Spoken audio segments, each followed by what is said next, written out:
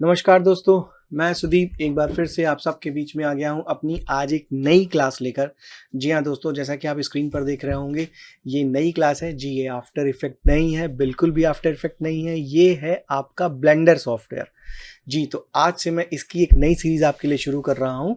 Blender software की, ये एक 3D सॉफ्टवेयर है और जैसा कि मेरे कई दोस्तों ने मेरे से बोला कि आप मुझे ब्लेंडर सिखा दीजिए, तो मैं आपको ब्लेंडर सिखाना शुरू कर रहा हूँ आज से। और उसका ये पहला क्लास है, तो आज की क्लास सिर्फ ओवरव्यू के लिए है। बाकी इसमें मॉडल्स बनाना, एनिमेशन करना, ये सब हम आपको अगली क्लासेस से शुरू करेंगे। तो फिलहाल दोस्तों, इस क्लास में जो आप देख रहे हैं ये है ब्लेंडर का ओवरव्यू। और सबसे बड़ी बात है कि ये एक ओपन सोर्स सॉफ्टवेयर है।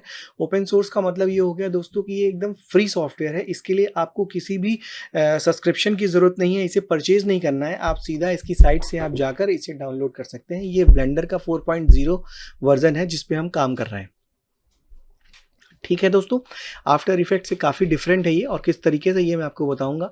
तो शुरू करते हैं। ये देखिए, यहाँ पर कुछ मेन्यू वगैरह दिए हुए हैं। ये यहाँ तक मेन्यू है और ये कुछ इसके ऑप्शंस हैं जिनका हम यूज़ कर करके मॉडल्स बनाते हैं दोस्तों।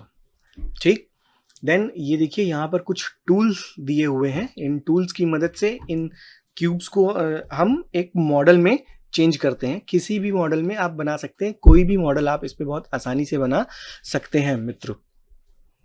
और इसके लिए आपको सिर्फ करना क्या होता है वो मैं दिखाता हूँ। पहले आप इसके ओवरव्यू को समझ लीजिए। ये टाइमलाइन विंडो दिया हुआ है। इस टाइमलाइन विंडो में आप एनिमेशन बनाते हैं और एनिमेशन को रन कराते हैं। फॉर एग्जाम्पल, अगर आप इसे रन कराना चाहते हैं तो सिंपली आप यहाँ पर रखेंगे और आई दबाएंगे। आई इसका शॉर्टकट है, तो यहाँ से इसकी लोकेशन खुल जाएगी। आप लोकेशन, रोटेशन और स्केल करिए। देन इसको 30 फ्रेम पर आप लेकर आ जाइए वापस से यहाँ पर, और आई दबा दीजिए। लोकेशन, रोटेशन, स्केल, देखिए एक एनिमेशन आपका ये तैयार हो गया। एकदम फास्ट सा एनिमेशन जो सिंपल आपको यहाँ से यहाँ तक लेकर आ रहा है। तो इसी तरीके का ये टाइमलाइन है जिसपे हम डिटेल में बात करेंगे आगे चलकर। और जैसा कि अब आप देख पा रहे हैं, ये इसका शॉर्टकट है टी। और ये देखिए, टी दबाते ही ये गायब हो जाएगा और ये ऑप्शन आ जाएगा। ठीक, देन एन शॉर्टकी से ये इधर कुछ मेन्यूज आइटम खुल जाएंगे। आप देख रहे होंगे create, edit, view, tools, items. यहाँ पर बहुत सारे ऑप्शंस आपको अवेलेबल हो जाएंगे। मैं बहुत ही कम समय में आपको ये बताना चाह रहा हूँ ताकि ज़्यादा से ज़्यादा क्लास कम समय में कवर हो जाए, जैसा कि मैंने आपको आफ्टर इफेक्ट में बताया है अभी तक दोस्तों। वापस से एंडू करके इसको अपनी पोजीशन पर ले आते हैं, इस क्यूब को। जी हाँ, और आप देखिए शिफ्ट के साथ ए अगर आप दबाएंगे तो ये मीनू खुल जाएगा। शॉर्टकट है ये मीनू, आप यहाँ से भी लेकर आ सकते हैं। ये ऐड मेश, ये देखिए ऐड पे क्लिक करेंगे तो ये mesh, curve, surface, baseball, text, ये सारी चीज़ें हैं, इसी का शॉर्टकट है ये। शिफ्ट के साथ ए प्रेस करेंगे तो ये आ जाएगा। अब सवाल ये है कि ये आपको अगर मान लीजिए कुछ थोड़ा सा मैं एडिट करके आपको दिखा देता हूँ इसमें। इसके लिए हमें क्या करना होगा, सबसे पहले हमें इसे एडिट में जाना होगा। एडिट में जाने के लिए हम सिंपली एडिट मोड पर क्लिक करेंगे। एडिट मोड पर आप जाएंगे तो आप देखिए इस बॉक्स की जो क्यूब है, इस क्यूब को आप सेलेक्ट करेंगे और यहाँ पर आपको कुछ ऑप्शंस मिल जाएंगे दोस्तों। जी हाँ, ठीक है। तो ये अभी आप जो है एडिट मोड में आ गए हैं। और अगर आप देख पा रहे होंगे तो आप इसमें वर्टेक्स, एज, ये देखिए एज, ये वर्टेक्स का कॉलम है। एडिट मोड में आने के बाद ये ऑप्शन मिलेगा, आपको पहले नहीं मिलेगा। जैसे ही आप क्यूब को सेलेक्ट करेंगे और एडिट मोड में आएंगे तो आप देख पा रहे होंगे ये पॉइंट आपको दिख रहा है, यानी ये एजेस हैं। और अगर हम ये वर्टेक्स मोड है, और अगर हम एज मोड पर आते हैं तो ये लाइनें सेलेक्ट हो जाएंगी जो इसका एज है। ठीक है, और अगर इस मोड को चूज करते हैं तो फेस सेलेक्ट हो जाएगा, जैसे कि ये है। अब सपोज करिए हमें इसमें कुछ बढ़ाना है, ये देखिए, ठीक है, ये देखिए। ओके, तो क्यूब बॉक्स जो है वो एक सीपीयू का डिब्बा मान लीजिए, मैं बना के दिखा देता हूँ आपको। तो कुछ इस तरीके से ये बन गया। ठीक, अगर हमें वर्टेक्स पे काम करना है तो आप वर्टेक्स को भी सेलेक्ट कर सकते हैं और फिर ये एक कोना ही सिर्फ इसका उठेगा और झुकेगा। राइट, ये देखिए, इस पर ही एडिटिंग होगी।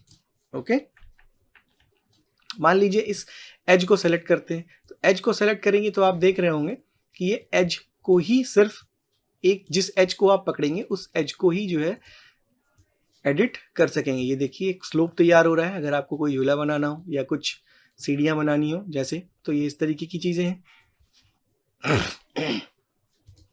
मान लीजिए वापस से हम आ जाते हैं इसको वापस अपने शेप पर। कुछ मुझे इसमें कट लगाना है। यहाँ देखिए आप एडिट करते ही बहुत सारे टूल्स और भी आ जाते हैं। इन सब के टूल्स की शॉर्टकट है और सबका अपना अपना यूज़ है। अब मान लीजिए मुझे यहाँ से इसको कट करना है, तो आपको क्या करना है, सिंपली कंट्रोल आर दबाना है। कंट्रोल आर जैसे ही दबाएंगे आप देखिए इस पर एक बॉक्स बनकर आ गया। जैसे ही आप क्लिक कर देंगे और ये लाइन को आप अपनी ज़रूरत के हिसाब से एडजस्ट कर सकते हैं। मान लीजिए मैंने ये कट मुझे यहाँ से लगाना है, तो ये कट आपने यहाँ पर लगा दिया। अब आप देखेंगे तो यहाँ एक एज पूरा पूरा बन गया है। एज इसलिए दिख रहा है क्योंकि एज सेलेक्ट है। अगर हम वर्टेक्स को कर देंगे तो यहाँ ये वर्टेक्स ऐड हो गए हैं और ये चारों तरफ ऐड हुए हैं। ठीक है दोस्तों, सपोज ये हमारा फ्रंट एरिया हुआ और फ्रंट एरिया में मैंने ये सेलेक्ट किया और अब सिर्फ इस एरिया को मुझे बड़ा करना है। ये देखिए आप देख रहे हैं, लेकिन जैसा कि आपने देखा इसके साथ साथ ये नीचे वाला पोर्शन भी जो है वो एडजस्ट हो रहा है। आप देख रहे हैं ना ये।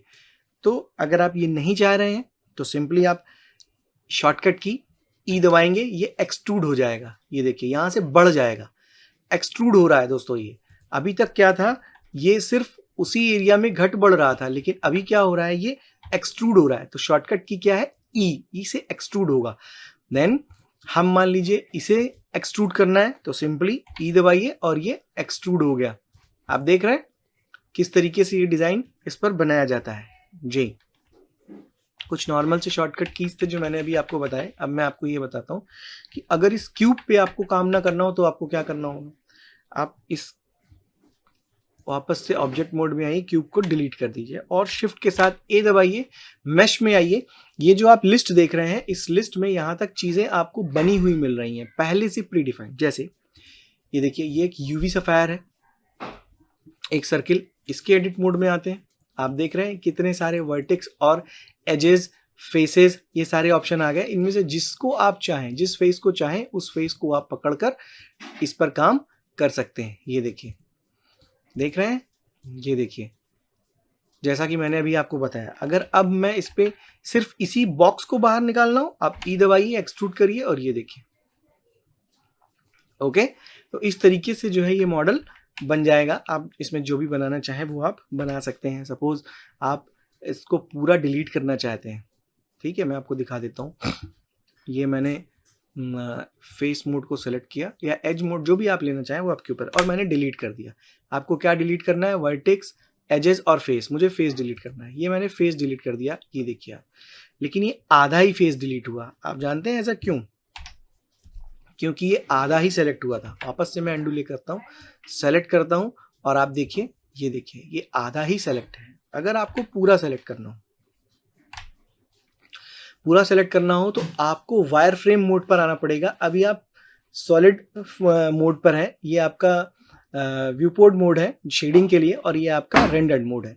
तो सपोज हम वायर फ्रेम में आते हैं, अब ये कुछ आपको इस तरीके से दिखेगा और जब हम इसको अप सेलेक्ट करेंगे तो ये देखिए ये पूरी तरीके से सेलेक्ट है दोस्तों, देख रहे हैं ये पूरी तरीके से सेलेक्ट है। लेकिन इससे पहले क्या था, अगर ये वायर फ्रेम में था, सॉलिड व्यू में था, तो ये सिर्फ पूरा ऐसा सेलेक्ट करने पर सिर्फ आधा ही सेलेक्ट हो रहा था, क्योंकि ये एक फेस बना हुआ है, यानी एक दीवार बनी हुई है और दीवार के उस पार आप नहीं देख पा रहे हैं। लेकिन दीवार के उस पार देखने के लिए आपको एक वायर फ्रेम लेना पड़ेगा। और अगर आप गौर से देखिए तो पीछे के जो ये डॉट्स बने हुए हैं ये भी अब आपको दिख रहे हैं, जो कि सॉलिड व्यू में नहीं दिखते। इसलिए अब ये पूरी तरीके से ट्रांसपेरेंट है। इसका एक छोटा सा एग्जांपल लेकर मैं आपको और दिखा सकता हूँ। सपोज मैं इसको डुप्लीकेट करता हूँ, शिफ्ट के साथ डी दबाता हूँ और ये देखिए एक छोटा सा मैंने और वो तैयार किया सर्किल सफायर, और अब मैं इसको ये कर देता हूँ ट्रांसपेरेंट। ये देखिए इसके अंदर आपको एक ट्रांसपेरेंट और भी दिख रहा है दोस्तों, ठीक है। अगर अब हम इसे सॉलिड व्यू में देखते हैं और अगर मान लीजिए अब मैं इसको आपको एक सॉलिड व्यू में दिखा देता हूँ, ये देखिए सॉलिड व्यू में आप देखेंगे तो आपको इसके अंदर चीज़ें नहीं दिख रही हैं। तो इसको आपको ट्रांसपेरेंट करना पड़ेगा, तभी आप इसके अंदर देख पाएंगे। ये देखिए दोनों को आप सेलेक्ट तभी कर पाएंगे जब आप ट्रांसपेरेंट होंगे। तो उम्मीद करते हैं यहाँ तक आपको अच्छे से समझ में आया होगा, और वापस से हम अपने क्यूब पर आ जाते हैं।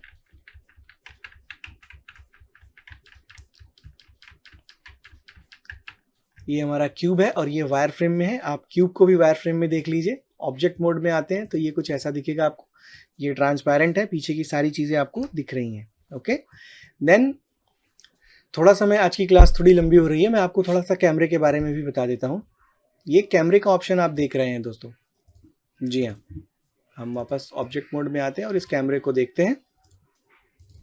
तो ये कैमरा जो है, इस कैमरे, देखिए कोई भी व्यू अगर आप बनाएंगे, कोई भी मॉडल आप बनाएंगे, वो रेंडर तभी होगा जब वो कैमरे में दिखेगा, ऐसे डायरेक्ट रेंडर नहीं होगा। तो कैमरे में देखने के लिए, अंदर चलने के लिए जो शॉर्ट की है वो है 0।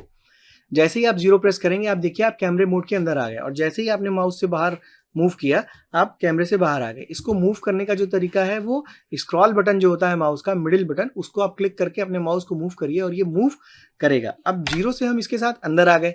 यहाँ पर आप देखिए मैं स्क्रॉल कर रहा हूँ, ये छोटा बड़ा हो रहा है, बट ये कैमरे की पोजीशन छोटी बड़ी हो रही है दोस्तों।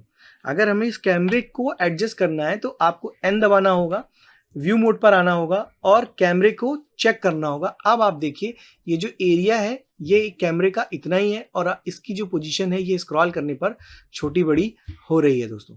ठीक, अब आप इसकी पोजीशन को, यानी आपका जो मॉडल बनकर तैयार होगा उसकी पोजीशन को कैमरे से किस एंगल से आपको दिखाना है वो आप आसानी से बना सकते हैं। सपोज आप ऊपर से दिखाना चाह रहे हैं तो आप ऐसे दिखा सकते हैं, आप नीचे से दिखाना चाह रहे हैं तो आप ऐसे दिखा सकते हैं।